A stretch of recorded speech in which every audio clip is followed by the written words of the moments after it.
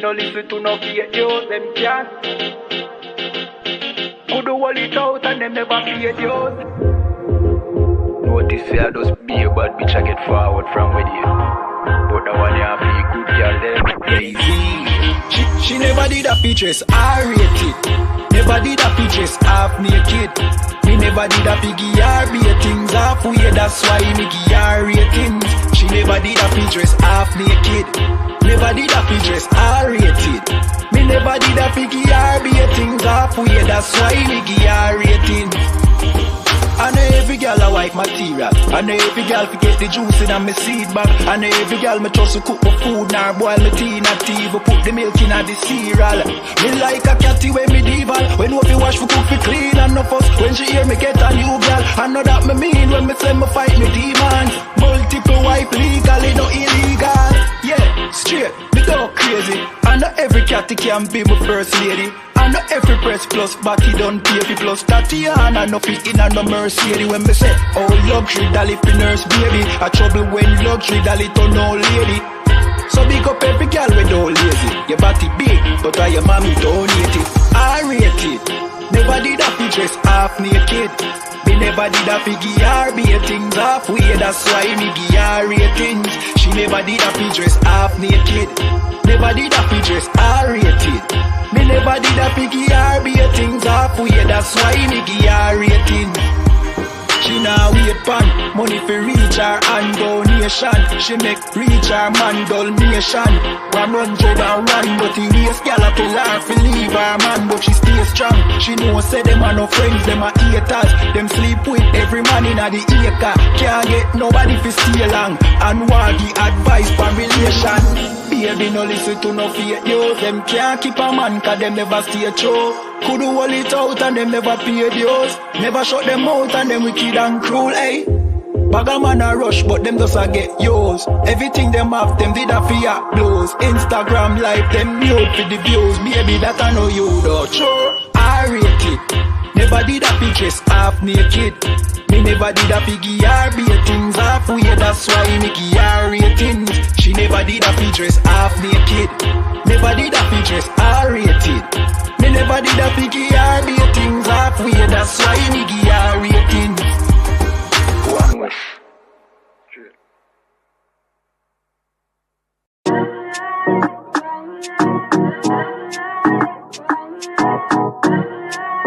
UPK. Oh, one West. Babylon is falling to rise no more again. Babylon is falling. Freedom is here, my friend, not just part of the nation. Yeah, our shine never come bring peace in start of the vision. Now put your trust in the riches and wealth, guns are a nation. But just the last statutes and commandments, we make the decision to keep them with precision. I just part of the nation. Daniel get a vision, him see the black Christ, it wasn't a white depiction. No allegiance to Rome nor its regions, come out them religion if you want be a free man. Cause the deacons them full of demons, same situation with Rasta with Islam. Only beacon of hope for your lean on is UPK and the General Yana. Every fowl of the ear, every beast of the field, every creeping thing we creep on land, every mouth of the clear, loud and clear. Yeah, our shy Mashiach is a black man who have fear, let him hear. Time to prepare, spiritually separate from Babylon. We no weak, we no fear, we no tear. Bun Saddam, my bun Batman are just part of the nation. Yeah, our shine never come bring peace in start of the vision. Now put your trust in the riches and wealth, guns are a nation. I just the last statutes and commandments, we make the decision to keep them with precision. Just part of the nation, send evils and curses on the whole city and the beasts and all churches. America fall, them deserve it. Rome get defeat, history repeat, I know the first days. Hey, 400 years they work with, then desert with, then turn round and call we worthless. But now the COVID lurking, them hurting, and then the doctors and nurses. Hey, one day the building have to turn after the long journey. No care much money you a earn if you still want Babylon burn. One day table enough to turn. After the long journey, no care much money you are earning. I just part of the mission. Yeah, our shine never come bring peace in start of the vision. No put your trust in our riches and wealth, guns are ammunition. I just the last that took some commandments. We make the decision to keep them with precision. I just part of the mission.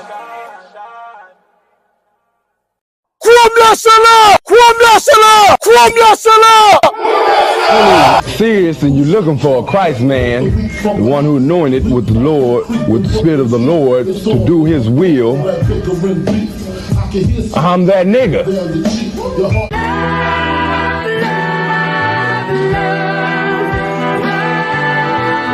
One West, 125th Street. Look, y'all put your faith in presidents like they gon' change this country. Run the league and let y'all play cause y'all gon' make a money. Fuck Obama, he ain't come here on cargo. American honor don't lack no soldiers. With the Spirit of the Lord, we don't lack no soldiers. You understand me? Like a saint, black, Hispanic, native, they hate your ass the same. Paint Christ in they image, paint you as a slave. God ain't all love, scriptures say he hate. African soft niggas, they know we not the same. School to prison pipeline to get you off the streets. Put you in the cell toilet connected to the sink. Molested as a kid, she prostituted as a teen. The byproduct of Martin Luther King dream. They just took the yoke off, my nigga, we ain't free. We living bleak in these wastelands of poverty. If you don't know the truth, then the lie sound promising. Prophecy, gift and the curse. Dylan started killing, they was sitting in church. Black folk forgave him, man, this shit is absurd. You should never love your enemy, that shit ain't gon' work. Yeah, fuck dying on your knees, you better die in glory.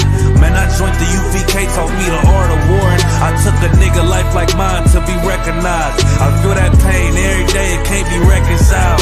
Pops banging, my sister a prostitute. My brother got life, and somehow I still found the truth.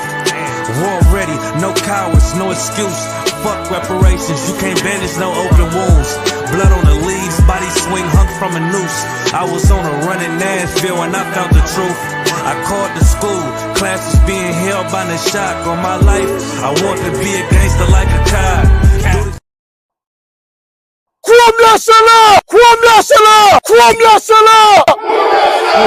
Seriously, you're looking for a Christ man, the one who anointed with the Lord, with the Spirit of the Lord, to do His will. I'm that nigga.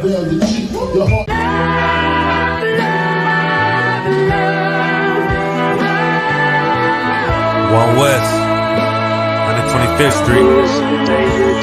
Look, y'all put your faith in presidents like they gon' change this country. Run the league and let y'all play cause y'all gon' make a money. Fuck Obama, he ain't come here on cargo. American honor don't lack no soldiers. With the Spirit of the Lord, we don't lack no soldiers. You understand me? Like a saint, black, Hispanic, native, they hate your ass the same. Paint Christ in they image, paint you as a slave. God ain't all love, scriptures say he hate. African soft niggas, they know we not the same. School to prison pipeline to get you off the streets. Put you in the cell toilet connected to the sink. Molested as a kid, she prostituted as a teen. The byproduct of Martin Luther King dream. They just took the yoke off, my nigga, we ain't free. We living bleak in these wastelands of poverty. If you don't know the truth, then the lie sound promising. Prophecy, gift and the curse. Dylan started killing, they was sitting in church. Black folk forgave him, man, this shit is absurd. You should never love your enemy, that shit ain't gon' work. Yeah, fuck dying on your knees, you better die in glory. Man, I joined the UVK, taught me the art of warring. I took a nigga life like mine to be recognized. I feel that pain every day, it can't be reconciled. Pops banging, my sister a prostitute. My brother got life, and somehow I still found the truth. War ready, no cowards, no excuse. Fuck reparations, you can't bandage no open wounds. Blood on the leaves, body swing hung from a noose. I was on a run in Nashville and I found the truth. I called the school, classes being held by the shock on my life. I want to be a gangster like a cop. Do this for my brothers, real brotherhood. Everything we do, we got it out this book. My nigga, I can never be no African. UPK the only authorized acronym. I'm passionate about my brothers and sisters. We in hell, I ain't got nothing against them. That's another religion. If it ain't under your honor, ain't me murdered by them and got a hug from your honor. That's the way out for a coward in my observation. They don't fear the Lord, they indoctrinated. Wolves in sheep clothing, Joe Osteen. Real priest bringing back black royalty. One West on my headpiece, ranking order. Can't let them trick me off the streets, I gotta raise my daughter. I got brothers at the border ducking ICE agents. I got the name change, it was life changing. My family thought it was a game, put on all black, they said I was going through a phase. It's more of us in jail than it was slaves. Chose. Aquí somos la Escuela Israelita del Conocimiento Práctico Universal. Hoy estamos aquí. Lord Commandant General Yohanan ISUPK. This is what Commander General Yohanan did. This is what he did. First camp, I cut off all my dreads. I took an oath when that oil hit my head. Niggas capping like they lids. I'm a priest, I never stick no fork in no pig. I was dead till I found out how to live. This brotherhood taught me how to be a man. I came back to my roots, I had to dig. A couple gaps I had to bridge. I got a rib, I'm married to this work. You wanna serve the Lord, he ain't in the Christian church. Dis-moi juste un instant. Nous sommes live sur YouTube, Facebook et TikTok. Et Shalom, Yahweh Hashem Shabakatam à tous nos frères, Yahweh Hashem Alaptan, Bashim Yahushua à toutes nos sœurs. Ici, officier de 500 Barak qui est avec le ISPK, qui est de Israelite School of Universal and Practical Knowledge, ou, traduction ainsi en français, l'école israélite de la connaissance universelle et pratique. Et comme tous les lundis, nous avons notre classe d'histoire enseignée par moi-même, officier de 500 Barak qui est là. Et aujourd'hui, le sujet va être la fête des mères parce que dimanche prochain, le dimanche qui arrive, beaucoup d'entre vous vont offrir une carte, des chocolats, des fleurs, ou peu importe quel cadeau vous allez offrir à votre mère, vous allez lui offrir pour célébrer la fête des mères. Il y en a qui vont l'offrir à leur tante, à leur sœur, à leur cousine, à leur femme, pour célébrer la maternité ou la fête des mères. Alors qu'on va voir aujourd'hui quelles sont les origines de la fête des mères. Et qu'en vrai, il n'y a rien à célébrer à la base. Non seulement parce que beaucoup de mères que vous allez célébrer, honnêtement, ne sont pas des bonnes mères, de un, et de deux, en voir quelles sont les origines de cette célébration. Et comme vous savez déjà, comme toutes les célébrations qu'on célèbre aujourd'hui, que ce soit la fête des mères, la fête des pères, que ce soit Noël, que ce soit Halloween, la Saint-Valentin ou l'Action de grâce, peu importe, tout ce que vous célébrez aujourd'hui comme fête populaire dans le monde ont toutes des origines païennes à la base.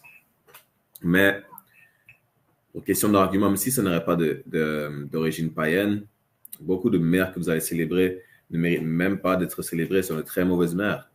Vous comprenez? Beaucoup de mères vont dire « Oh, mais votre père agit de telle façon, ainsi de suite. » Alors, quelles sont les raisons pour lesquelles la famille est détruite?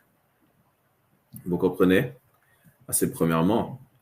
Non seulement ça, mais célébrer votre mère de telle façon, c'est comme célébrer un anniversaire où vous allez l'exalter en tant que divinité pour une journée. Alors que pour nous, les Israélites, en tout cas, parce que c'est à ce peuple-là que je m'adresse, qui sont les négro latino-amérindiens, vous comprenez, on n'est pas supposé avoir d'autres dieux que le Dieu de la nation d'Israël. Donc voilà pourquoi vous n'êtes pas supposé célébrer la fête des pères, votre propre anniversaire, mais la fête des mères, où vous exaltez la personne que vous célébrez en tant que divinité pour cette journée-là. Vous comprenez?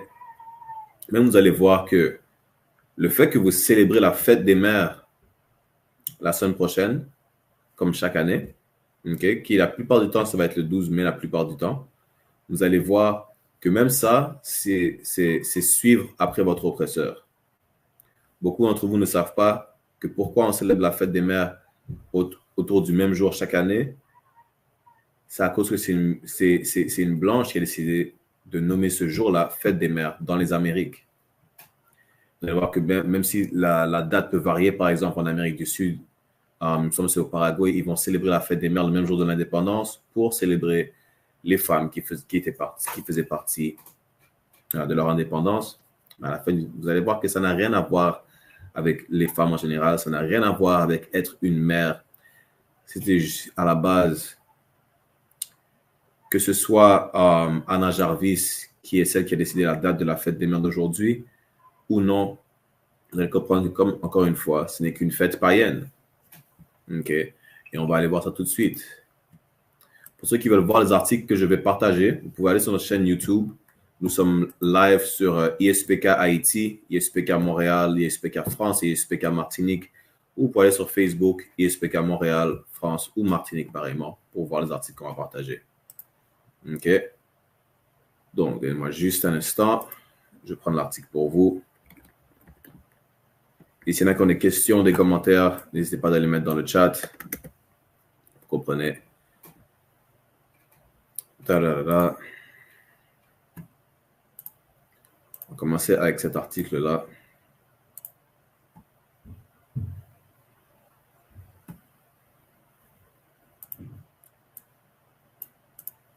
Laissez-moi juste partager mon écran.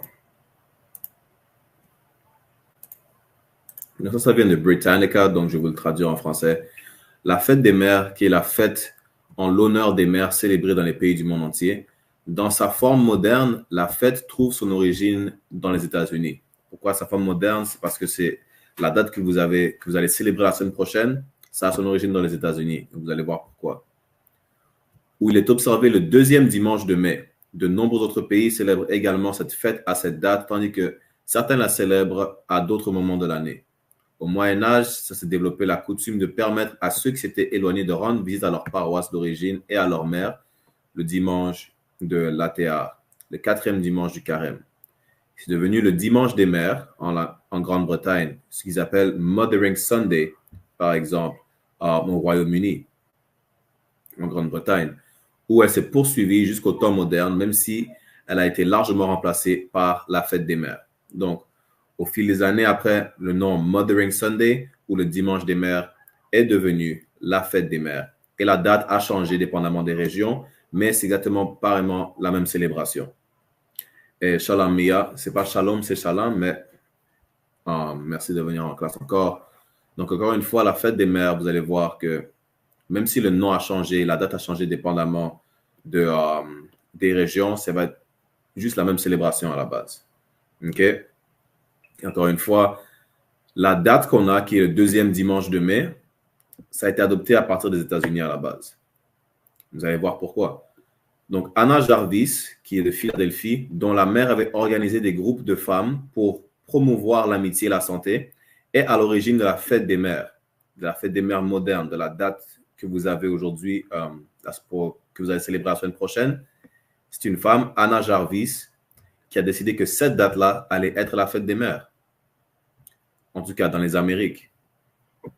Le 12 mai 1907, elle a tenu un service commémoratif dans l'église de sa défunte mère à Grafton, en Virginie occidentale. En 5 ans, pratiquement tous les États observaient cette journée et en 1914, le président américain Woodrow Wilson en a fait une fête nationale. Bien que Jarvis ait encouragé le port d'un vêtement blanc œillet en hommage à sa mère, la coutume s'est développée de porter un œillet rouge ou rose pour représenter une mère vivante ou un œillet blanc pour une mère décédée. Au fil du temps, la journée s'est élargie pour inclure d'autres personnes comme les grands-mères et les tantes qui jouaient un rôle maternel. Donc, même lorsque vous célébrez votre grand-mère, votre tante, votre sœur ou n'importe quelle femme qui joue un rôle maternel, ça n'a rien à voir avec la maternité ou quoi que ce soit. Ça n'a rien à voir avec la maternité, la fémininité ou aucunement de cela. Anna Jarvis a juste commémoré sa mère qui était défunte. Et 7 ans plus tard, c'est devenu une fête nationale que l'on célèbre pareillement aujourd'hui au Canada et dans plusieurs pays dans les Amériques. En France, il me semble, en France, ça va être le 30 mai. En Angleterre, c'était déjà passé, c'était en mars. Mais la fête des mères que vous célébrez la semaine prochaine, c'est de là que ça vient en fait. Vous comprenez? Encore une fois, vous suivez, encore une fois, tout comme Noël, tout comme fêter le Nouvel An, Halloween, la Pâque chrétienne, ainsi de suite, vous suivez après votre oppresseur.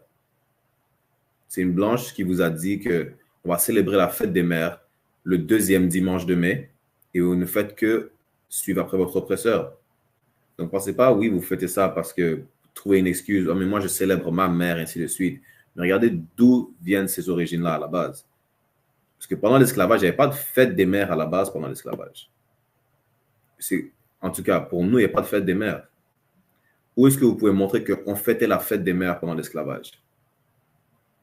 Vous comprenez? Même Noël, par exemple. Pendant l'esclavage, on ne fêtait pas Noël non plus. On n'avait pas de cadeaux à s'offrir, ainsi de suite. On était le cadeau. On était le cadeau et nous étions les guirlandes pareillement. Ça va être une classe pour une prochaine fois au fil de cette année. Mais le fait est que la plupart, c'est pas toutes ces célébrations que vous célébrez aujourd'hui ont toutes des origines païennes et vous suivez après votre oppresseur. C'est tout. Vous allez voir que même la fête des mères, en général, ça remonte à plus loin qu'Anna Jarvis. Anna Jarvis, c'est juste elle qui a décidé que ça allait être le 2e dimanche de mai. Mais ça remonte encore à plus loin que ça. OK? Juste un instant. Donc, les festivals, merci cela. Ce qui était à l'origine avant toute une journée d'honneur est cependant devenu associé à l'envoi des cartes et à l'offre de cadeaux. Et pour protester contre sa commercialisation, Jarvis a passé les dernières années de sa vie à essayer d'abolir la fête qu'elle avait créée. Donc, elle a vu qu'à la base, ce qui était pour commémorer sa mère, c'est devenu commercialisé, c'était devenu quelque chose de assez lucratif. C'est qu'elle n'aimait pas, donc elle a essayé d'abolir la fête du 2e dimanche de mai, sans succès bien sûr, parce que vous continuez à fêter la fête des mères chaque 2e dimanche de mai. Et c'est juste devenu quelque chose de commercial en fait, où le monde dépense de l'argent pour offrir des cartes, des cadeaux, ainsi de suite pour leur mère. Et même si ce n'était pas ça son but, de toute façon, que ce soit son but ou pas, ça remonte encore à plus loin que ça. On va voir les origines païennes. Et c'est qui sont même, ce n'est pas les dieux, mais les déesses que vous vénérez ce jour-là. Les festivals honorant les mères et les déesses mères remontent à l'Antiquité. Donc, vous allez voir que c'est rien de nouveau. Même comme la Bible vous dit, il n'y a rien de nouveau sur le soleil. Tout ce que vous faites aujourd'hui, ça se faisait encore il y a des centaines d'années. OK? Les Phrygiens organisèrent une fête pour Cybèle, la grande mère des dieux, comme le faisaient les Grecs pour la déesse Rhea. Vous allez voir que Cybèle et Rhea, c'est juste une et même déesse. Vous allez voir que pendant l'Empire romain, l'Empire grec, ils vénéraient les mêmes divinités, juste qu'ils utilisaient des noms différents. Donc, il y en a qui vénéraient Cybèle, qui vénéraient Rhea. Aussi, dépendamment des régions, le nom peut changer, mais c'était exactement la même divinité qu'ils vénéraient.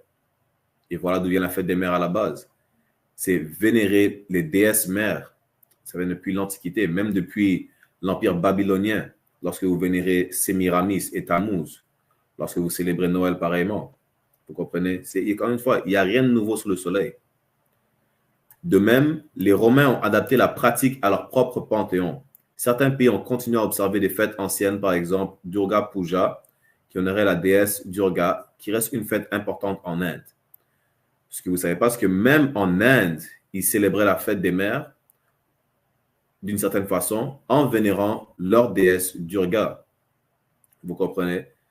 Encore une fois, il n'y a rien de nouveau. Tout ce que vous faites, c'est juste célébrer les dieux ou les divinités de vos oppresseurs. Je vais mentionner un autre article, juste un instant. Encore une fois, ici, vous allez voir dans cet article-là. Laisse-moi fermer cette page. Où ça vous laisse savoir que les premières traces de célébration en l'honneur des mères sont présentées dans la Grèce antique lors des cérémonies printanières à l'honneur de Rhea ou Cybèle, qui est la mère de Dieu, notamment celle de Zeus. Même si ça vous dit que c'est à partir de la Grèce antique, ça remonte même jusqu'à l'Empire babylonien parce que les Romains qui ont copié les Grecs, qui ont copié les Égyptiens, et ainsi de suite, qui ont copié les Sumériens, vous comprenez, ont juste copié l'Empire qui précédait avant eux. C'est tout. Et en copiant l'Empire, ils ont adopté les mêmes divinités, le même culte, juste sous des noms différents. Clairement parce qu'ils avaient une langue différente aussi. Ce culte est célébré aux Ides de mars dans toute l'Asie mineure. Et des fêtes religieuses romaines célèbrent les matrones le 1er mars lors des matronales et Cybèle lors des hilaria. Vous allez voir que le mot hilarious ou hilarant a ses origines à Hilaria. Pourquoi? Parce que lors de ces fêtes, comme la plupart des fêtes, ou même pas la plupart, mais comme toutes ces fêtes païennes, tout ce qu'ils faisaient, en fait, c'était, à part de vénérer une déesse ou un dieu, c'est d'être des déviants sexuels lors de ces célébrations-là, de s'enivrer et de commettre toutes sortes d'actes immoraux. Vous comprenez? Et en commettant ces actes immoraux, bien sûr, venait l'euphorie. L'euphorie, c'est quoi? C'est le fou rire. Voilà pourquoi ils appelaient ça les hilaria, hilarant et hilarious, et ainsi de suite. Toutes ces célébrations ont lieu au printemps, qui est le mois de la fertilité. Vous allez voir que tout ce qui a rapport avec la fertilité, ils vont s'adonner à des actes, comment je veux dire, comme des déviants sexuels, quoi.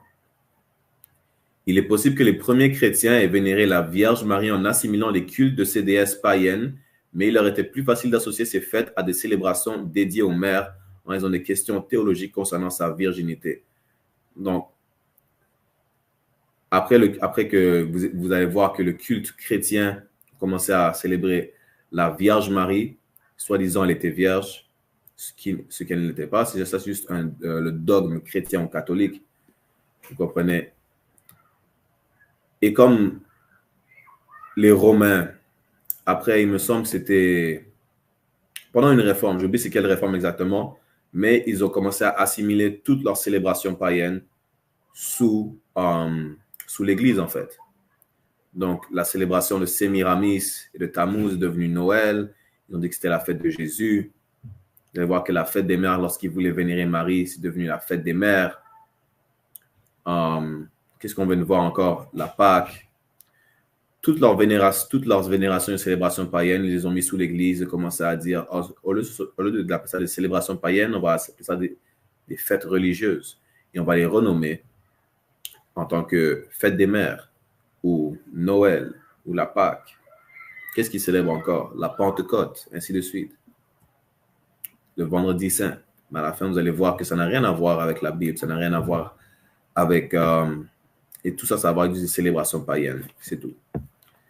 Et au 15e siècle, les Anglais fêtent le Mothering Sunday, ce qu'on a vu, qui était le dimanche des mères, d'abord au début du carême, puis le 4e dimanche du carême. Et en 1908, ou plutôt 1907, la fête des mères a été développée. La fête des mères moderne dans les Amériques a été développée. Et voilà où on a changé le Mothering Sunday en Mother's Day, qui est juste le jour des mères ou fête des mères, en souvenir de la mère de l'institutrice Anna Jarvis. Vous comprenez? Donc, c'est juste ça que vous célébrez, que vous allez célébrer, que la plupart de vous vont célébrer. OK? Et on va voir aussi pourquoi il y a différentes dates à travers le monde.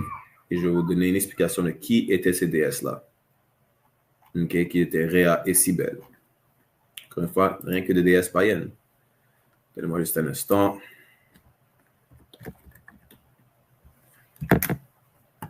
Allons voir les différentes dates de fête des mères.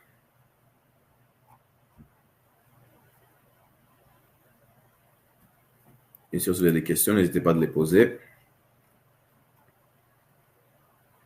Donc, en France, comme je vous dis, ça va être à la fin de ce mois-ci. OK? En Norvège, c'était le 2e dimanche de février. En Israël, c'était entre le 30 janvier et le 1er mars. En Géorgie, le 3 mars. Vous allez voir, il y a différentes dates, mais c'est exactement la même fête. Le 8 mars, 4e dimanche du carême dans le Royaume-Uni, ainsi de suite, juste avant la Pâque. Le 21 mars, qui est l'équinoxe de printemps dans la plupart des pays de la région du Moyen-Orient. OK. Le 25 mars, ainsi de suite. Différentes dates, mais c'est la même fête. Par exemple, comme la célébration de la Saint-Patrick. La Saint-Patrick, c'est juste la Pâque irlandaise. Rien de plus, rien de moins. Et c'est la même célébration de fertilité, ainsi de suite. Vous comprenez? Et certaines personnes en France critiquent cette fête car elle n'inclut pas les enfants qui n'ont pas de mère. Et ainsi de suite. Voilà pourquoi aussi, juste pour argumenter, voilà pourquoi même fêter la fête des mères, c'est vraiment en vrai, non seulement vous n'aimez pas votre mère, mais il y a beaucoup d'enfants qui ne pourront jamais célébrer la fête des mères. Pourquoi? Parce qu'ils ne connaissent pas leur mère, ils n'ont jamais grandi avec leur mère, ou leur mère est peut-être décédée. Mais ça n'a rien à voir de toute façon avec les mères. Voilà juste le début de la fête des mères. Ensuite, allons voir maintenant les déesses Rhea et Cybèle. Juste un instant. Partager cet écran.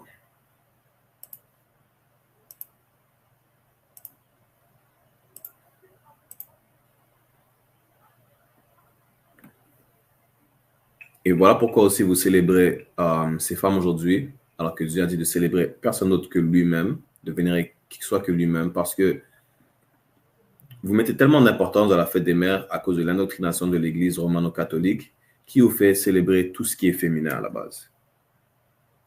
Vous comprenez? Pourquoi c'est Marie qu'on célèbre, alors que sans Joseph, il n'y aurait jamais eu Jésus? Parce que Marie n'était pas une vierge, comme ils le disent. Elle a couché avec Joseph pour avoir un enfant. Comme toute femme qui a des enfants.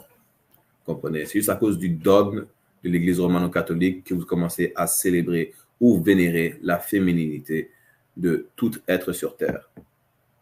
Par exemple, Mère Nature, la Vierge Marie, la fête des mères. Vous allez même voir que la raison pourquoi il y a la fête des pères, c'est parce que le monde commençait à se plaindre que l'attention était juste sur les mères. Ça, on va voir ça le mois prochain.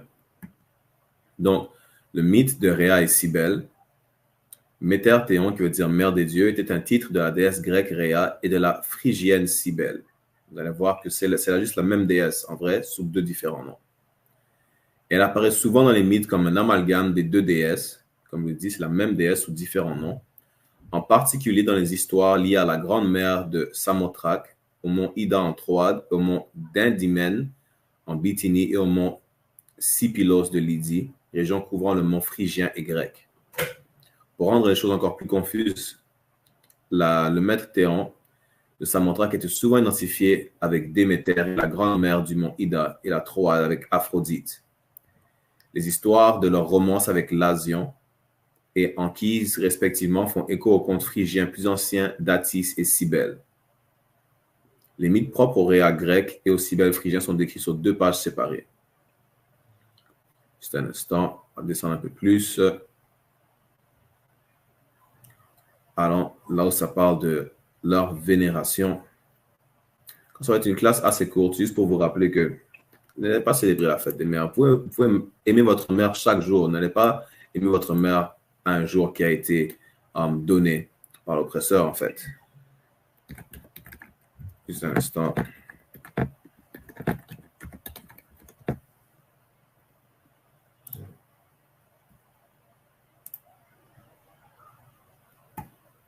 Et voilà. Encore une fois, si vous voulez voir les articles qu'on partage, allez sur notre chaîne YouTube directement.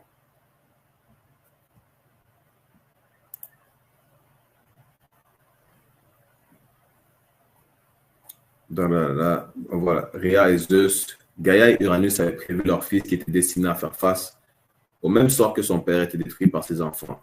Alors, lorsque Rhea a accouché, il l'a avalé. Chaque enfant immédiatement dans une tentative désespérée d'éviter cette prophétie. Alors que Rhea était enceinte de Zeus, elle a demandé à l'aide de ses parents, ne voulant pas que Chronos avale un autre de ses enfants. Sur les conseils de Gaïa et d'Uranus, Rhea se rendit sur l'île de Crète où elle donna naissance à Zeus dans une grotte du mont Dictée. Et Rhea est retournée à Chronos où elle a trompé en faisant semblant d'accoucher et en tendant à Chronos une pierre émaillotée dans les couvertures.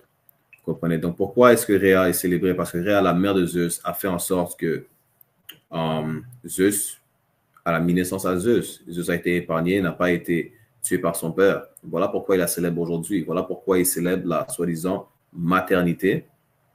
En prenant exemple sur Rhea. Pareillement avec Cybèle, c'est la même histoire, juste de déesses différentes. Vous comprenez? Mais voilà pourquoi vous célébrez ça aujourd'hui.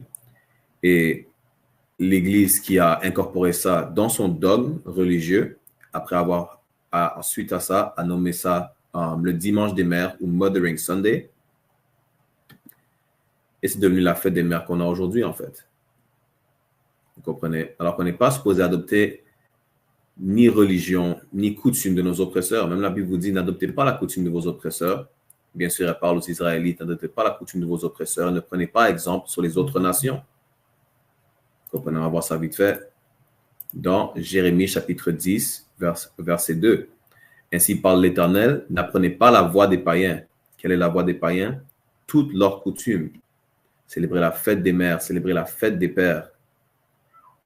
Ou toutes les célébrations que vous avez aujourd'hui, que ce soit la Saint-Jean, la Saint-Patrick, ainsi de suite, le jour du Canada, n'apprenez pas la coutume des païens. Vous comprenez? Même dans Proverbes chapitre 3, verset 31, ça vous dit de ne pas prendre exemple sur votre oppresseur. Parce que ce n'est pas votre culture ni vos coutumes. Vous comprenez? Nous sommes supposés être un peuple séparé de la nation d'Israël.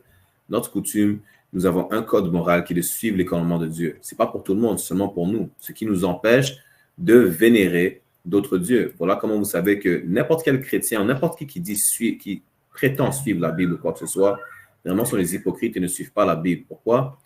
Parce qu'ils vont vénérer Cybèle et Réa la semaine prochaine. Ou qu'ils l'ont vénéré le mois dernier, en mars, s'ils étaient au Royaume-Uni. Vous comprenez?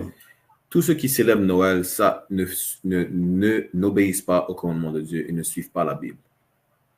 Peu importe ceux qui se proclament chrétiens, catholiques, baptistes ou adventistes, sur n'importe quelle dénomination chrétienne ou catholique, sont tous des hypocrites.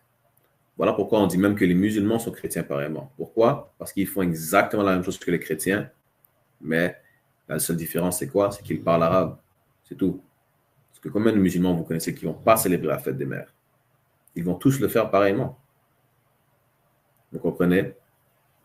Alors que nous, notre code moral qui est dans la Bible nous empêche de célébrer, de vénérer, de célébrer n'importe quelle fête païenne ou de vénérer un autre Dieu que le Dieu de la nation d'Israël. Et lorsqu'on commet ce péché-là, nous sommes punis pareillement, comme on peut voir à travers la Bible, où plusieurs fois on a voulu être comme les autres nations, on a choisi les voies des païens, on a envié nos oppresseurs, comme lorsque vous êtes jeune, vous voyez quelqu'un fumer et vous croyez que c'est cool et vous essayez de fumer vous-même, et bien on faisait la même chose dans le passé. On enviait nos oppresseurs, on voyait que, soi-disant, leurs yeux les laissaient commettre toutes sortes d'actes, toutes sortes de choses, et bien on voulait juste les copier, on voulait prendre exemple sur eux. On a commencé à vénérer leurs dieux, on a commencé à commettre les mêmes actes qu'ils commettaient, à manger les mêmes choses qu'ils mangeaient, à faire ce qu'on n'est pas supposé faire, et notre Dieu, à plusieurs reprises, a laissé nos ennemis nous prendre en captivité pendant une certaine période de temps. Ensuite à ça, on s'est rappelé qu'il fallait juste vénérer notre Dieu et on a commencé à prier pour notre Dieu qui nous libère, comme il nous a libérés d'Égypte, comme il nous a libérés de Babylone, de l'Assyrie, du royaume perse. Il a continué à le faire, mais on a toujours continué à tourner notre dos à notre Dieu, tout comme on a fait aujourd'hui. Voilà pourquoi on en est encore en esclavage aujourd'hui. Vous comprenez pourquoi? Parce qu'on a vu notre oppresseur. Alors que la Bible nous dit dans Proverbes, chapitre 3, verset 31, « N'envie pas l'oppresseur et ne choisis aucune de ses voies. » C'est-à-dire, continue pas à manger la nourriture d'esclaves qu'on nous donne depuis même avant l'esclavage. Vous comprenez? Nos oppresseurs qui essaient de nous nourrir avec du porc, ça, c'est pas nouveau. Les Grecs faisaient la même chose. Les Grecs ont détruit le temple de Jérusalem et l'ont sali en sacrifiant du porc sur les, comment on appelle ça encore, le altar. Comment on appelle ça encore, le altar encore en français? Sur les autels. Ils sacrifiaient des porcs sur les autels où le temple de Jérusalem à la base était une place sacrée pour nous. Ils essaient de nous forcer à manger du porc. Donc, il y en a beaucoup d'entre nous qui sont juste morts. Pourquoi? Ils se faisaient torturer parce qu'ils refusaient de manger du porc. Juste adopter leur culture, on n'avait pas le droit de s'appeler Israélite, de parler notre langue, ou juste de refuser la culture de nos oppresseurs. Donc, on devenait des martyrs parce qu'on refusait leur culture. Mais aujourd'hui, qu'est-ce qu'on fait? Aujourd'hui, on fait tout le contraire. On adopte leur culture volontairement ou non pour avoir un sens, on va dire, un sens de paix dans cet empire dans lequel on est aujourd'hui. Au lieu d'essayer de se rebeller, on essaie d'adopter tout pour notre on adopte toutes les voies de nos oppresseurs. Que ce soit les déviances sexuelles, que ce soit toutes sortes d'actes criminels, parce que nous ne sommes pas des criminels à la base. Essayez de voir des photos même d'Haïti juste après la révolution, juste après cette révoltée. Avant qu'Haïti soit dans l'état dans lequel il était aujourd'hui, Haïti, c'était quasiment Miami partout. Vous comprenez? Mais pourquoi Haïti dans la situation dans laquelle elle est? Parce que comme partout en fait, dans toutes les autres îles ou dans les autres pays d'Amérique centrale, d'Amérique du Sud, c'est notre oppresseur qui nous a détruits à un tel point où vous voyez dans quelle situation on est aujourd'hui. Pourquoi? Parce qu'encore une fois, c'est pas seulement parce que notre oppresseur nous détruit, parce que le Seigneur le laisse nous détruire parce qu'on le désobéit. Comment? On va célébrer la fête des mères la semaine prochaine. Aussi simple que ça. On va adopter leur culture, qui est de célébrer la fête des mères, la fête des pères, ou peu importe quelle autre célébration païenne vous allez célébrer au cours de l'année. Vous comprenez? Et même, pas seulement pour tous les Haïtiens, mais pour tous ceux qui ont célébré leur indépendance, ainsi de suite, par rapport à la libération contre leur oppresseur. Comment est-ce que vous êtes fiers d'être Mexicain, vous êtes fiers d'être Haïtien, vous êtes fiers d'être Jamaïcain, mais vous prenez encore part à la culture des personnes qui vous ont eu en esclavage? Comment pouvez-vous vous dire fiers alors que vous continuez à célébrer la fête des mères et la fête des pères? Comment est-ce que cela pour vous peut faire du sens? On n'est pas supposé vénérer d'autres dieux que le Dieu de la nation d'Israël. Mais voilà pourquoi est-ce qu'on continue à être détruit aujourd'hui. Voilà pourquoi est-ce qu'on continue à chercher des solutions par rapport à notre situation dans laquelle on vit, mais qu'on ne trouve aucune solution. Parce que Dieu est contre nous en ce moment, temporairement bien sûr, jusqu'à ce qu'on retourne dans ses voies. Vous comprenez? Exode chapitre 20, verset 3 vous dit quoi? Tu n'auras pas d'autre Dieu devant moi.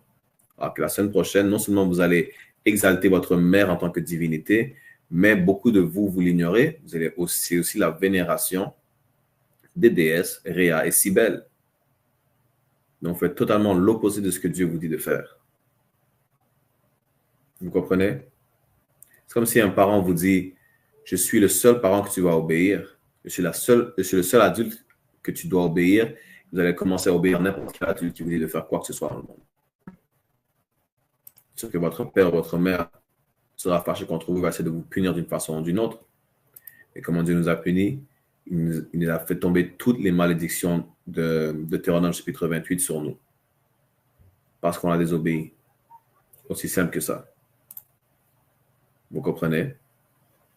Et ce n'est pas seulement un verset que vous allez voir. Dans d'autres versets, ça vous explique même en plus grosse profondeur que ne prenez pas les dieux des autres peuples qui vous entourent. N'adoptez pas les dieux de Réa, de Cybèle, Allah, comment s'appelle, Bouddha, qui d'autre? Les dieux des hindous, ainsi de suite. N'adoptez aucune partie de la culture d'aucune des nations autour de vous.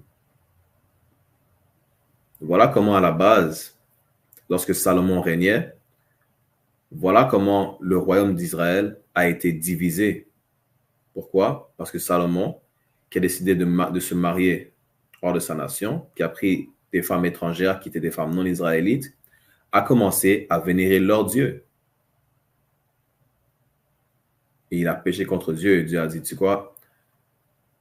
C'est pas toi que je vais punir directement, mais c'est ta descendance que je vais punir. Donc, après ton règne, le royaume va être séparé en deux.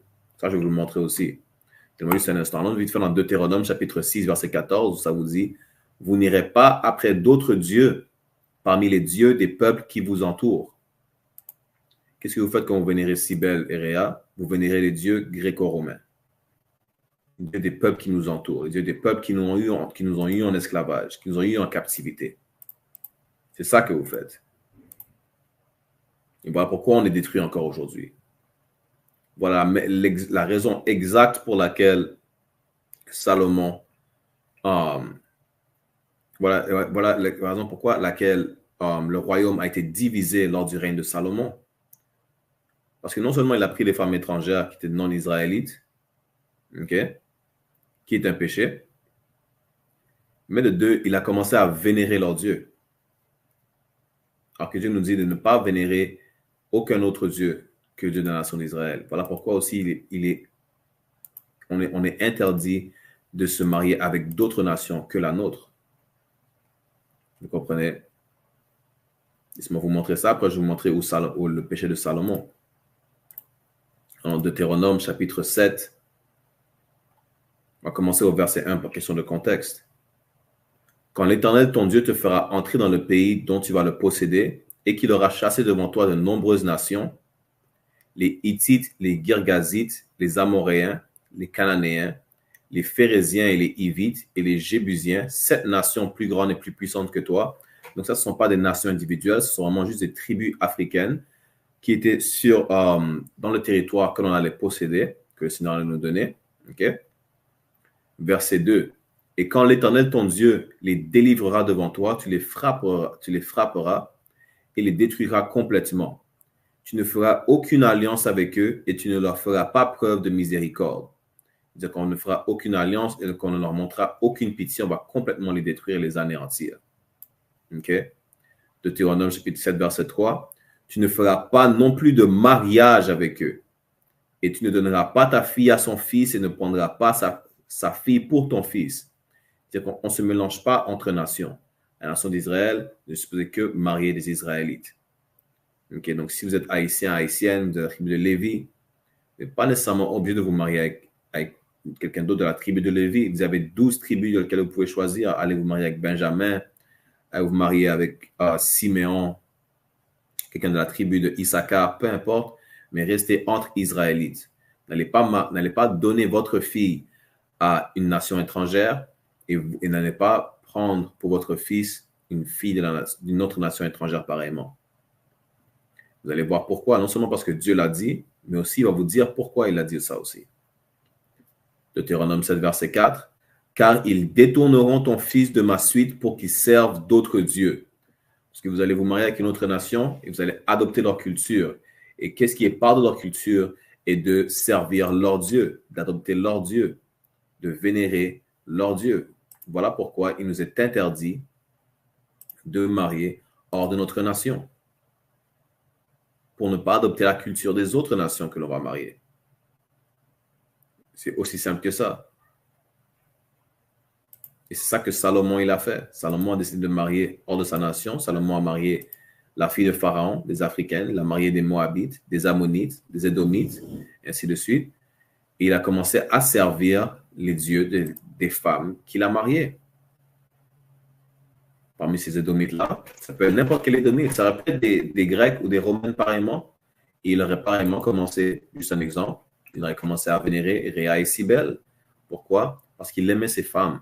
Et quand il aimait ces femmes, il a voulu observer leur culture. Et voilà pourquoi le royaume a été détruit. Le royaume a été séparé en deux. Ensuite, suite à ça, vous avez le royaume d'Israël et vous avez le royaume de Juda. Pourquoi? Parce que Salomon a péché et en tant que punition, Dieu a séparé le royaume en deux. Et pourquoi? Parce que Salomon était en sa faveur. Non, excuse-moi. Parce que le père de Salomon était dans la faveur de Dieu. Dieu a dit qu'il n'a pas punir Salomon directement, mais sa descendance. Je vais vous montrer ça. 1er roi, chapitre 11. Mais le roi Salomon aimait beaucoup de femmes étrangères, outre la fille de Pharaon, des femmes moabites, ammonites, édomites, sidoniennes et hittites. Vous comprenez? Toutes ces femmes-là sont des femmes qui n'étaient pas israélites. Le péché de Salomon, l'Église va vous dire que c'est d'avoir plusieurs femmes. Ce n'était pas ça son péché. Son péché était de marier des femmes étrangères. Et suite à ça, en ayant marié ces femmes étrangères, il a détourné son cœur vers d'autres dieux. Son cœur qui veut dire son esprit, son état d'esprit, et commencé à vénérer d'autres dieux. 1er roi, chapitre 11, verset 2. Parmi les nations au sujet desquelles l'Éternel dit aux enfants d'Israël, vous n'entrerez pas chez elles, ils n'entreront pas non plus chez vous, car sûrement ils détourneront votre cœur vers leur Dieu.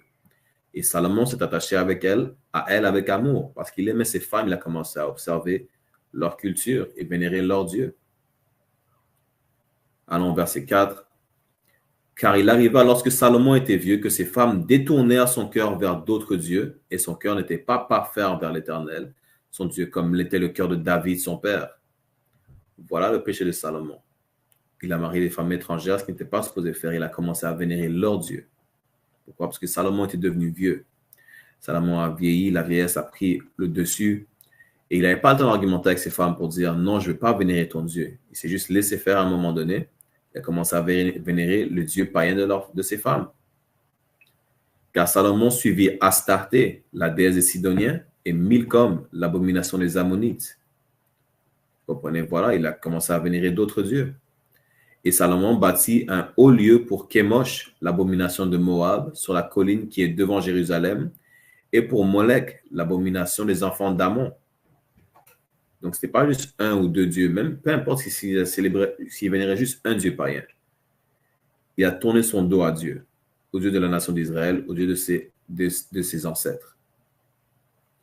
Vous allez voir que quand on va continuer à descendre, okay, on va aller au verset 11. Et voilà où ça dit, c'est pourquoi l'Éternel dit à Salomon, puisque tu as fait cela et que tu n'as pas gardé mon alliance et mes statuts que je t'ai prescrits, je t'arracherai sûrement le royaume, je le donnerai à ton serviteur. Verset 12, cependant de ton temps, je ne le ferai pas à cause de David ton père, mais je l'arracherai de la main de ton fils. Voilà où le royaume a été séparé en deux. Pourquoi? Juste après le règne de Salomon, parce que David était à la faveur du Seigneur. Donc, grâce à David, Salomon a pu régner jusqu'à sa mort, jusqu'à ses derniers jours. Mais suite à Salomon, nos ennemis ont pris le dessus. Le royaume a été divisé en deux. Et le royaume du nord, qui constitue les 12 tribus d'Israël, qui constitue 10 des 12 tribus d'Israël, qui sont la majorité, qui sont ce qu'on appelle latino aujourd'hui amérindiens, et une partie de Lévi, qui sont les Haïtiens, sont allés en esclavage, en captivité dans l'Empire assyrien. Voilà comment on a été séparés et voilà comment l'une des parties des 12 tribus d'Israël ont fini en Amérique avant l'autre. Vous comprenez? Tout ça pourquoi? Parce qu'on a commencé à vénérer d'autres dieux, tout comme beaucoup d'entre vous vont vénérer des dieux, ces autres dieux-là, la semaine prochaine. Donc, non seulement on n'est pas supposé faire ça, mais même Dieu a dit que si c'est pas, même Dieu a dit que même les jours que vous considérez comme importants, que vous considérez comme il faut vénérer, Dieu n'en a rien à faire de ces jours-là. Pour Dieu, ces jours-là sont une abomination. Qu'est-ce qu'une abomination? Une abomination, c'est quelque chose de dégueulasse. Même Dieu a dit qu'il hait ces jours. Il déteste les jours que vous célébrez, que ce soit votre anniversaire, que ce soit la fête des mères, la fête des pères, lui-même, il les déteste. Je vais vous le montrer. La Bible dit, prouvez toutes choses. Allons dans Amos, chapitre 5, verset 21. Elle dit, je hais, je méprise vos jours de fête. Quels sont ces jours de fête-là? Ce sont toutes les célébrations que vous avez au cours de l'année. C'est la fête des mères que vous célébrez la semaine prochaine. C'est Noël que vous allez encore célébrer comme chaque année le 25 décembre.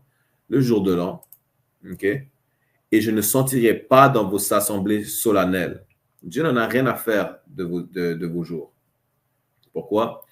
Tous les jours que Dieu veut que vous célébrez, que vous observez, il vous les a donnés dans Lévitique chapitre 23. Le Passover qu'on vient juste de célébrer, Pâques. La fête des pains sans levain, qu'on vient juste de terminer.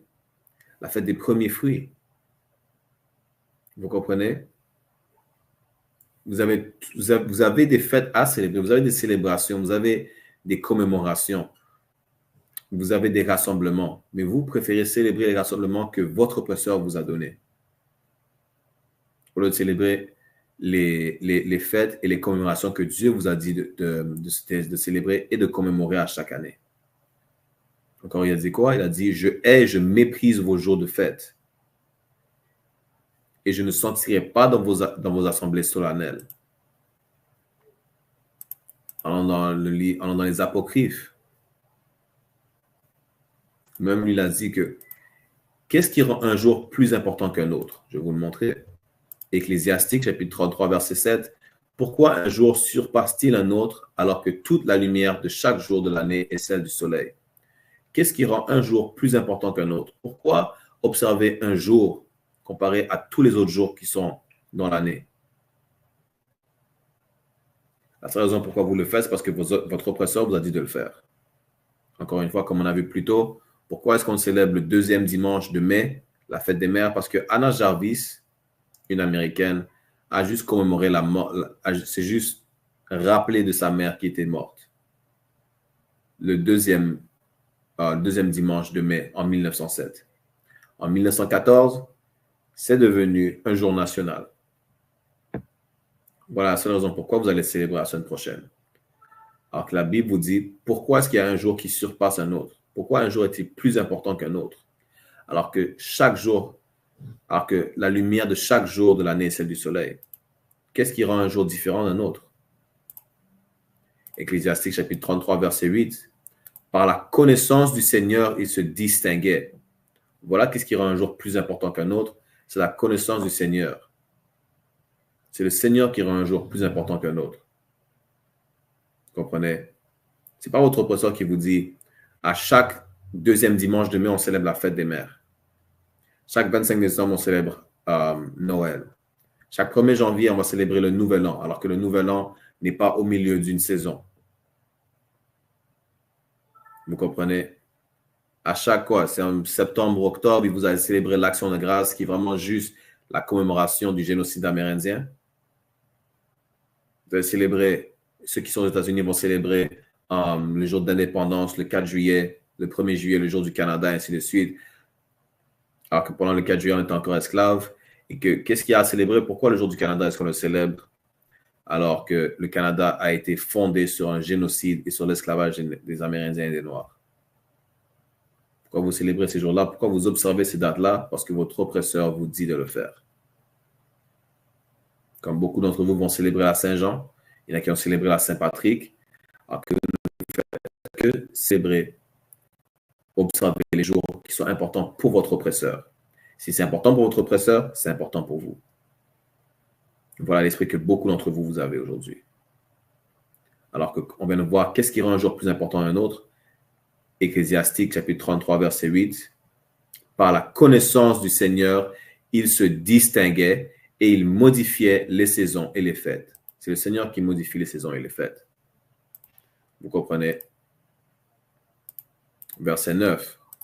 Il a fait de certains d'entre eux des jours élevés et les a sanctifiés. Et il a fait d'autres des jours ordinaires. Donc, certains jours, il les a sanctifiés. Il a fait ces jours-là être spéciaux. Vous comprenez?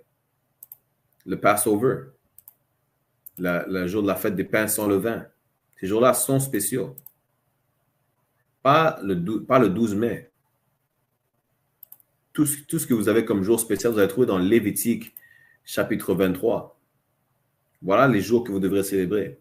Le sabbat qui est de vendredi soir à samedi soir, votre jour de repos. Pas dimanche. Qui a fait en sorte que dimanche soit le jour de repos? C'est votre oppresseur. Qui lui vénérait le soleil et la lune. Voilà pourquoi il a changé le calendrier et que dimanche est le dernier jour, le jour de repos, et lundi est le premier jour de la semaine. Vous comprenez? Voilà pourquoi. Alors que vous êtes dans Lévitique chapitre 23, vous allez voir que aucune des fêtes qui est mentionnée dans Lévitique chapitre 23, vous allez les retrouver sur le calendrier que vous avez aujourd'hui, sur le calendrier grégorien que vous suivez aujourd'hui. Pourquoi? Parce que le calendrier que vous suivez aujourd'hui, vous l'avez de votre oppresseur. Alors que Dieu a dit que c'est lui qui rend les jours spéciaux. Ce n'est pas votre oppresseur qui vous dit chaque deuxième dimanche de mai, on va célébrer pour la maternité. Ecclésiastique chapitre 33, verset 9. Il a fait de certains d'entre eux des jours élevés, il les a sanctifiés, il a fait d'autres des jours ordinaires. Dimanche prochain, c'est juste un dimanche ordinaire. Rien de plus, rien de moins. Et comme Nex a dit, la vérité nous libérera. La vérité est que la semaine prochaine, n'allez pas célébrer la fête des mères parce que non seulement il ne faut pas exalter votre mère en tant que divinité en lui donnant des offrandes, parce qu'il n'y a aucun autre Dieu que Dieu dans la nation d'Israël, premièrement. Deuxièmement, parce que vous allez vénérer à la fin des déesses gréco-romaines.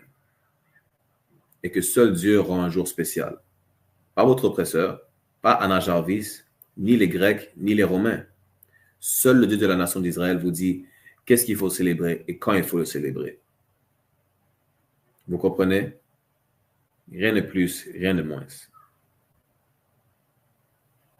Avec ça, on va terminer la classe. OK. Si vous avez d'autres questions, n'hésitez pas à les mettre dans le chat.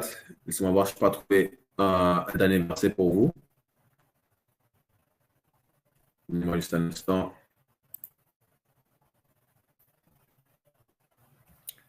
Là, je vais vous montrer un instant où on a désobéi Dieu, mais qui ne nous a pas oubliés pareillement. Comprenez, juste un instant. Tu ne célèbres pas 1804, 1er janvier? Non, je ne célèbre pas. OK. Qui sont notre ennemi? Très bonne question. Laisse-moi prendre ça pour toi.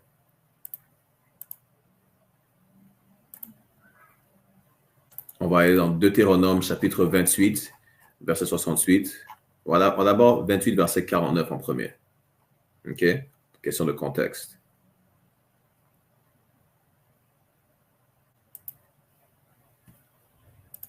Non, 48, excuse-moi. Deutéronome, chapitre 28, verset 48. C'est pourquoi tu serviras les ennemis que l'Éternel enverra contre toi. Pourquoi? Parce que vous allez voir que Deutéronome, chapitre 28, verset 1, vous dit que si on obéit le Seigneur, on va être béni. Donc, en fait, on va commencer au verset 1 parce que j'ai encore un peu de temps pour vous. Question de contexte, plus pour que tu comprennes bien qui sont nos ennemis. OK? Donc, Deutéronome, chapitre 28, verset 1. Où ça dit, « Et il arrivera, si tu écoutes diligemment la voix de l'Éternel, ton Dieu, pour observer et mettre en pratique tous ces commandements que je te commande aujourd'hui, que l'Éternel, ton Dieu, te placera au-dessus de toutes les nations du monde. » Donc, si la nation d'Israël, les 12 tribus, on obéit Dieu, on obéit ses commandements, c'est juste ses instructions, notre code moral, au lieu que nous soyons dans la position dans laquelle on est aujourd'hui, nous sommes supposés être au-dessus de toutes les nations sur terre. OK? Descendons au verset 15.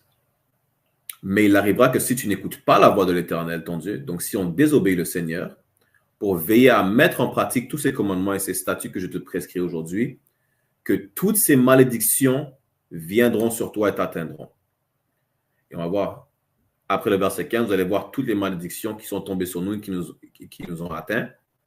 Okay? L'une de ces malédictions, c'est qu'on serait mis en captivité, que nos ennemis nous prendront et nous mettront en captivité.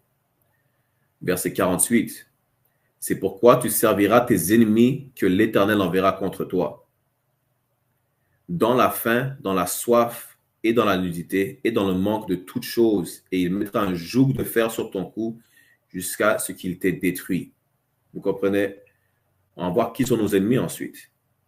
Mais juste sachez que l'une des malédictions ou des punitions qui est tombée sur nous, qui nous affecte aujourd'hui, c'est qu'on devra servir nos ennemis que l'Éternel enverra contre nous. Pourquoi il enverra contre nous?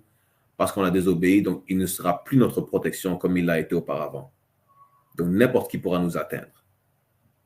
Verset 49. « L'Éternel fera venir contre toi une nation de loin du bout de la terre, aussi rapide que le vol de l'aigle. Une nation dont tu ne comprendras pas la langue. » Voilà comme quoi, voilà ce qui vous donne un indice de qui fait partie de nos ennemis. Une nation dont on ne comprenait pas la langue, qui est venue du bout de la terre, ce qui veut dire quoi? Qui est venue de loin. Allons, verset 68. « Et l'Éternel te ramènera en Égypte. » L'Égypte, ce n'est pas la terre d'Égypte d'aujourd'hui. L'Égypte veut juste dire, c'est un mot grec qui veut juste dire maison de servitude. Servitude qui veut dire esclavage. Même dans Exode, vous voyez que l'Égypte, ça désigne vraiment la maison de servitude. Le mot en hébreu est Matzerayim. Je vais vous le montrer dans Exode chapitre 13, verset 3. « Et Moïse dit au peuple, souvenez-vous de ce jour où vous êtes sortis d'Égypte, de la maison de servitude. » Voilà ce que veut dire Égypte. Voilà ce que ça désigne. Donc, quand vous êtes dans Deutéronome chapitre 28, verset 68, lorsqu'on retournera en Égypte, on retournera en servitude avec des navires. Donc, vous savez qui est le peuple qui est allé en esclavage par bateau, par navire? Ce sont ceux qu'on appelle aujourd'hui négros, latinos ou amérindiens. Et juste une parenthèse, pour ceux qui disent que les latinos et les amérindiens ne sont pas allés en esclavage par navire, en faire une classe spécifiquement pour ça. OK? Comme quoi, ceux qui l'ignorent, la traite négrière a commencé avec les Amérindiens. Ça a commencé avec 1100 Taïnos qu'ils ont ramenés, si je ne me trompe pas, d'Hispaniola et qui les ont envoyés en Espagne. Voilà comment ça a commencé. Les négros ne sont pas allés sur des bateaux vers les Amériques jusqu'en 1500 environ. OK? Dans les années 1500, bien sûr. Donc, si on continue, et l'Éternel te ramènera en Égypte avec des navires, par le chemin dont je t'ai dit, tu ne le reverras plus. C'est-à-dire qu'on ne reverra plus notre terre pour longtemps. Il y en a qui disent que vu que ça ne dit pas spécifiquement pour longtemps, ils disent que, eh bien, on n'est pas supposé jamais revoir notre terre. Alors que c'est faux. Comme on l'a démontré hier dans la classe sur ISPK Haïti, okay, même si, oui, il y avait l'esclavage, Dieu nous a punis avec l'esclavage, mais il ne nous a pas oubliés non plus. Parce qu'il va encore nous libérer comme il nous a libérés auparavant. OK? Et là, vous serez vendus à vos ennemis comme esclaves et personne ne vous achètera. On sera vendus à nos ennemis comme esclaves. Et à qui on a été vendus? On a été vendus à... je vais faire ça, comment je dis ça sur TikTok, aux Caucasiens. On a été vendus aux Caucasiens. On a été vendus ce qu'on appelle, nous, en Martinique, en Guadeloupe, les béquets. Voilà qui font partie de nos ennemis. Mais ce n'est pas tout. Ce n'est pas seulement la race caucasienne qui sont nos ennemis. OK? On va voir dans Psaume, chapitre 83. Psaume, chapitre 83, on va voir que ce n'est pas seulement la race caucasienne qui sont nos ennemis. OK? Psaume, chapitre 83, commencez au verset 2. « Car voici tes ennemis font du tumulte. » Au verset 1. « Ne garde pas le silence, ô Dieu. Ne te tais pas, ô Dieu. » Verset 2. « Car voici tes ennemis font du tumulte et ceux qui te haïssent relèvent la tête. » On va voir qui sont-ils. Verset 3. « Ils ont pris des conseils rusés contre ton peuple et ont consulté contre ceux qui sont cachés. » Qui sont cachés? Les 12 tribus perdues de la nation d'Israël. OK? Qui ne sont pas perdues car on sait qui elles sont aujourd'hui. Verset 4. Ils ont dit, venez et retranchons-les du statut de nation afin que le nom d'Israël ne soit plus dans les mémoires. Voilà pourquoi aujourd'hui, ils nous détruisent à un point où on ne s'identifie plus en tant qu'Israélite. On s'appelle Haïtien, on s'appelle Jamaïcain, on s'appelle Mexicain, on s'appelle Amérindien, Première Nation, Portoricain, Afro-Américain, peu importe le nom qu'on utilise aujourd'hui, on s'appelle noir. Alors que noir, littéralement, c'est une couleur. Mon col roulé, pas mon col roulé, excusez-moi. Mon pullover, il est noir. OK? On utilise toutes sortes de noms à part le nom de notre nation, notre nom véritable. Verset 5. Car ils se sont consultés d'un accord commun et ils sont allés contre toi. Qui sont-ils? Verset 6. Les tabernacles d'Édom et les Ismaélites, de Moab et des Agaréniens, Gebal, Ammon et Amalek, les Philistins, les habitants de Tyr. Et si vous continuez à descendre dans le verset, vous allez voir que plusieurs nations sont nommées, mais voilà qui sont nos ennemis. Les ennemis de Dieu sont nos ennemis. Toutes ces nations-là.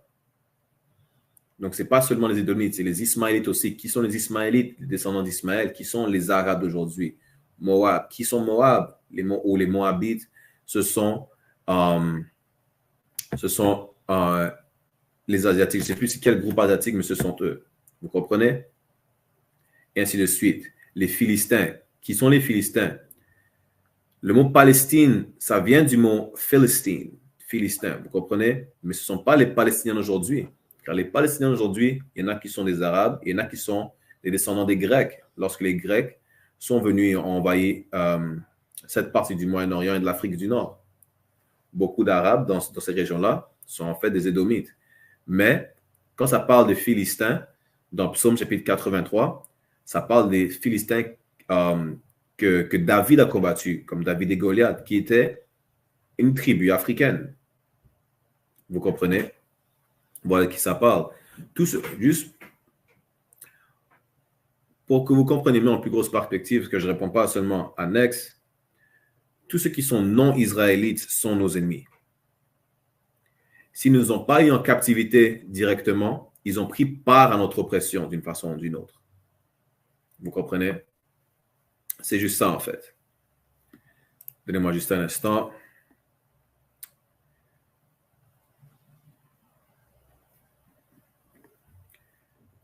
Macandal a dit, donc la libération de l'esclavage de Dessalines est faux, on aurait dû rester enchaîné. Je ne vois pas pourquoi tu dis est-ce qu'on a dû rester enchaîné. Est-ce que tu peux élaborer par rapport à cette question? Parce que est-ce qu'il y avait quelque chose de mauvais par rapport à la libération de Dessalines? Non, il n'y avait pas. Ce n'était pas quelque chose de mauvais du tout. Il n'y a rien de mauvais par rapport à une libération ou une révolte. Mais est-ce que ça va libérer le peuple en tant que tel? Est-ce que ça va fixer la situation dans laquelle le peuple est? D'une façon, oui. D'une façon, oui, mais d'une façon, non. Pourquoi? Parce que ce n'est pas Dieu qui l'a ordonné. Donc, il n'y a rien de mauvais à ce qu'un peuple se soulève contre son oppresseur. Il n'y a rien de mauvais. C'est une bonne chose qu'un peuple se soulève contre son oppresseur. Mais est-ce que ça va réparer Haïti? Est-ce que ça va réparer, même si ce n'est pas juste Haïti, ou tous les autres peuples qui se sont révoltés? Est-ce que ça va fixer leur situation? Donc, est-ce que tu peux élaborer par rapport à ta question avant qu'on finisse la classe? Shalom, Officer Aimawan, Yahba Hashem Shabrakta, for tuning in, Adawan. This is a class in French, but if you have any comments, go ahead, Adawan. Feel free to put them in the chat. We're going to address them as well. Donc, si on est esclave, il faut rester esclave. Non, c'est pas ça que j'ai dit. Bien sûr que non. Encore une fois, je dis qu'il n'y a rien de mauvais à une révolte, à toutes les révoltes d'esclaves qu'on avait. Mais est-ce que ça va libérer le peuple? Est-ce que ça va libérer les 12 tribus? Il y a seulement Dieu qui peut libérer les 12 tribus, comme il nous a libérés d'Égypte. Il nous a libérés des Assyriens. Il nous a libérés des Grecs, des Romains, des Babyloniens, des Perses. Ce n'est pas nous-mêmes qui nous sommes libérés. Même quand il a envoyé Moïse, qui est un Lévite, qui aurait été un Haïtien aujourd'hui, ce n'est pas nous-mêmes qui nous sommes libérés. C'est toujours Dieu qui était là pour nous protéger et pour nous libérer. Même quand Moïse est allé en Égypte pour libérer le peuple de la nation d'Israël, si ce n'était pas des fléaux que Dieu a amenés sur l'Égypte ou de l'autorité que Dieu a donnée à Moïse, Moïse n'aurait pas pu nous libérer. Moïse, à la base, il a fui l'Égypte. OK? Il n'a pas pu nous libérer. OK? Parce qu'on est un peuple maudit selon ton livre et on est puni. Oui, on est puni. Et oui, en ce moment, on est maudit. Mais est-ce que ça veut dire, comme je disais plus tôt, est-ce que ça veut dire que Dieu nous a oubliés? C'est-à-dire que Dieu ne va pas nous libérer parce qu'on est encore en esclavage? Non. Ça, je vais vous le démontrer tout de suite. Donnez-moi un instant. Après, on va terminer la classe. Laissez-moi voir quel verset encore. C'est dans Jérémie. On va voir que oui, on a été punis pour une raison, pour un certain moment, mais Dieu ne nous a pas oubliés et qu'il va nous libérer pareillement. OK? Donc, ça va aller dans... Même la preuve que Dieu ne nous a pas oubliés, il y a plusieurs versets qui, justement, Dieu va punir les autres nations pour nous avoir mis en esclavage. Donc, comment est-ce qu'il nous a oubliés? Comment est-ce qu'on est maudit pour toujours s'il punira les autres nations pour nous avoir mis en esclavage? Ça ne fait aucun sens. C'est ça qu'il faut toujours comprendre le contexte des choses. Lorsqu'on n'est pas supposé voir notre terre pendant longtemps, OK? Ça ne veut pas dire peut-être pendant 1 an. Ça ne veut pas dire peut-être pendant 10 ans. OK? Votre notion du temps, ce n'est pas la même notion du temps que le Seigneur, clairement. Alors, on a envie de faire, avant que je montre le verset à Macandal, dans Apocalypse, chapitre 13, verset 9, ça dit, si quelqu'un a une oreille, qu'il l'entende. Ce qui voulait dire quoi? C'est-à-dire que si quelqu'un, ce n'est pas une oreille, ça ne parle pas d'une oreille littéralement. Ça parle de si quelqu'un a la compréhension, qu'il comprenne cela. OK? C'est un instant. Verset 10. Excusez-moi. Celui qui mène en captivité ira en captivité.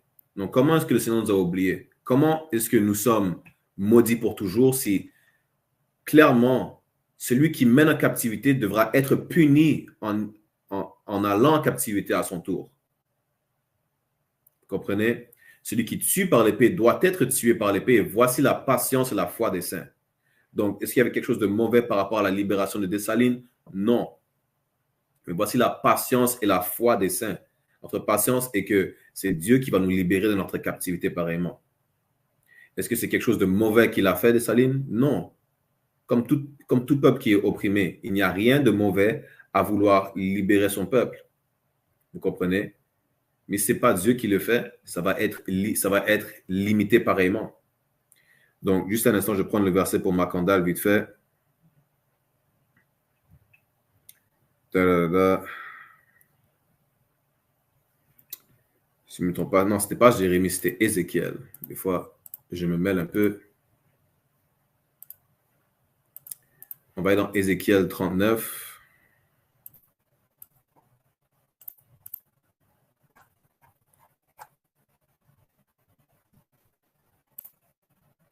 On va voir si Dieu nous a oubliés, si on est supposé être esclaves pour toujours.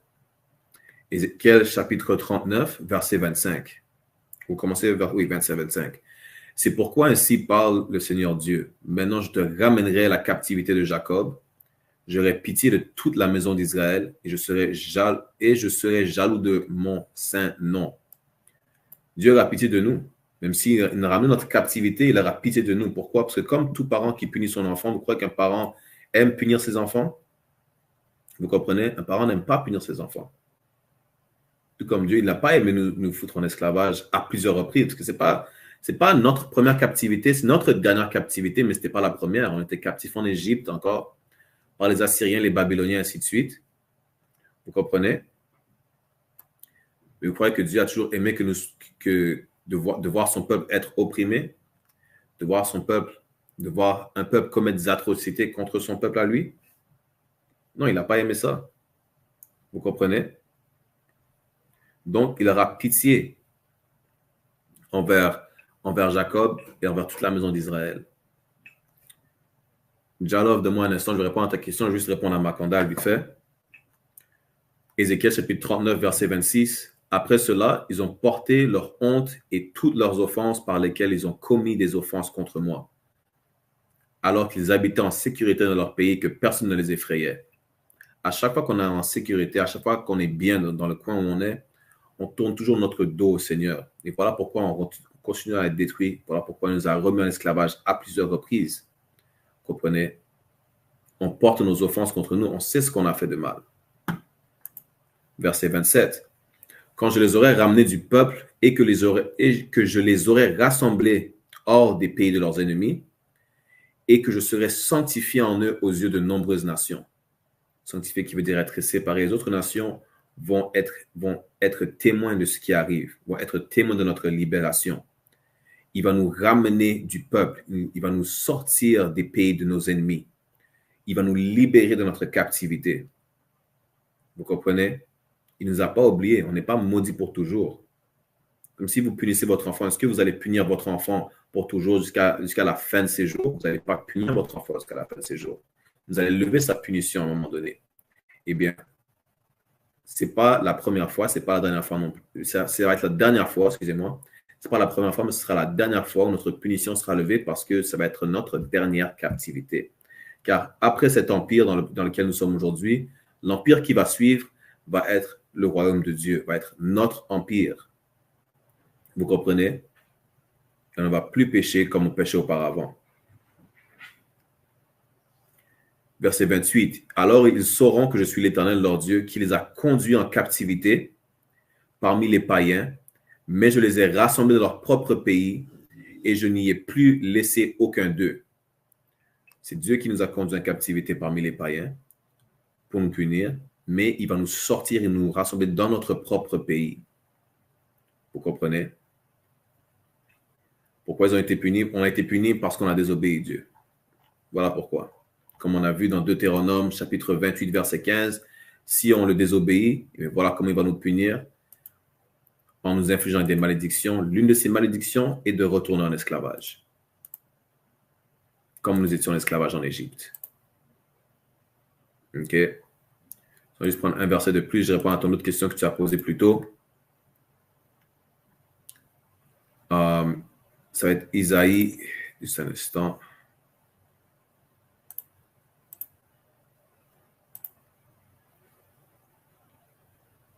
Sommes-nous juifs? Les véritables juifs bibliques d'Antiquité, les Israélites, sont ceux qui étaient en esclavage dans les Amériques ainsi que dans les Antilles, qu'on appelle aujourd'hui négro, latino et amérindiens.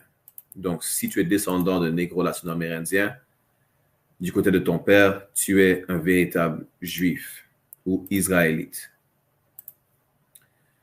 Ésaïe chapitre 14, verset 1, encore une fois, c'est une prophétie qui va arriver. Car l'Éternel aura pitié de Jacob et il choisira encore Israël et les établira dans leur propre pays. Et les étrangers se joindront à eux et ils s'attacheront à la maison de Jacob. Donc, encore une fois, l'Éternel aura pitié de Jacob ou de la nation d'Israël, les Israélites, et nous retournerons dans notre propre pays, dans notre propre terre. Et qui sont les étrangers qui se joindront à nous? Ce sont les autres nations qui ne sont pas israélites qui vont se joindre à nous. Et on va voir comment ils vont se joindre à nous. Comment on va être rassemblés tous ensemble. Verset 2 vous explique. Et le peuple les prendra et les amènera à leur place. Donc, on va les foutre à leur place. Premièrement. Ensuite, ça dit quoi? Et la maison d'Israël les possédera dans le pays de l'Éternel comme serviteurs et servantes. Comme on a lu plus tôt, celui qui mène en captivité ira en captivité. Tout comme ceux qui nous ont menés en captivité, qui nous avaient en tant que serviteurs et servantes, on les aura en tant que captifs et ils seront nos serviteurs et nos servantes. Et ils les prendront captifs dont ils ont été captifs. Ceux qui nous avaient en tant que captifs deviendront nos captifs à leur tour. Et ils domineront sur leurs oppresseurs. Vous comprenez? Donc voilà comment vous savez qu'on n'est pas maudit pour toujours, juste pour un certain temps. Et que Dieu va nous sortir de notre captivité. Vous comprenez? Avec ça, on va terminer la classe. Avec ça, on va terminer la classe. Si vous avez d'autres questions, vous pouvez sûrement, on aura une classe demain de fraternité. Vous pourrez amener vos questions demain, mercredi ou lundi prochain. Vous comprenez? Avec ça, juste rappelez-vous, ne célébrez pas la fête des mères. C'est une fête païenne qui a des origines païennes. Et même si vous dites, oh, mais je fais juste plaisir à ma mère, ainsi de suite, faites plaisir à votre mère. Vous avez 364 autres jours dans l'année pour faire plaisir à votre mère ou lui offrir un cadeau. Pourquoi vous attendez spécifiquement le deuxième dimanche de mai?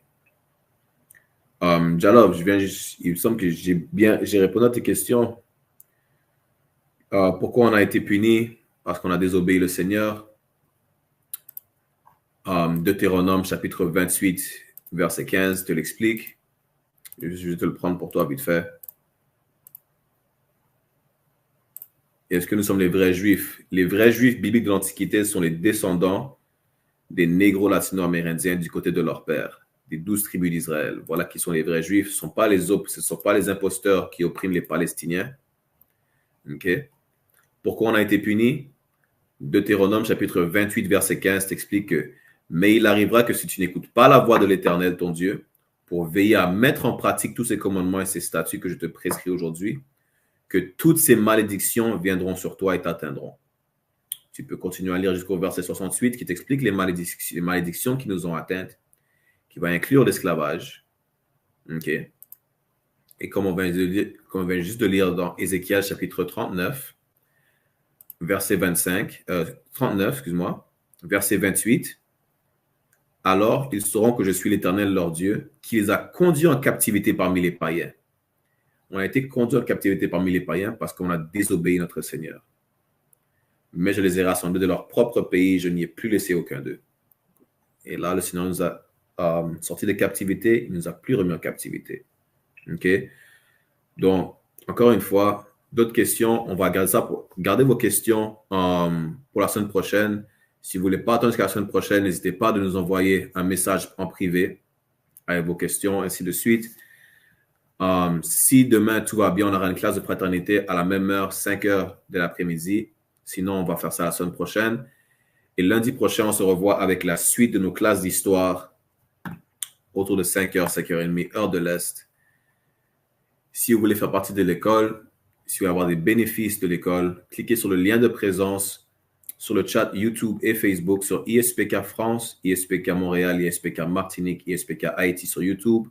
Sur Facebook, nous étions live sur ISPK France, Martinique ainsi que Montréal. Avec ça, je vous dis shalom.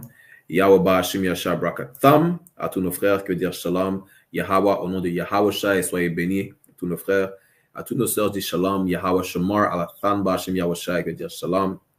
Excusez-moi. Shalom. Yahweh, protégez-vous ou veillez sur vous au nom de Yahweh Shai. Et on se verra demain si tout va bien. Sinon, on se verra lundi prochain.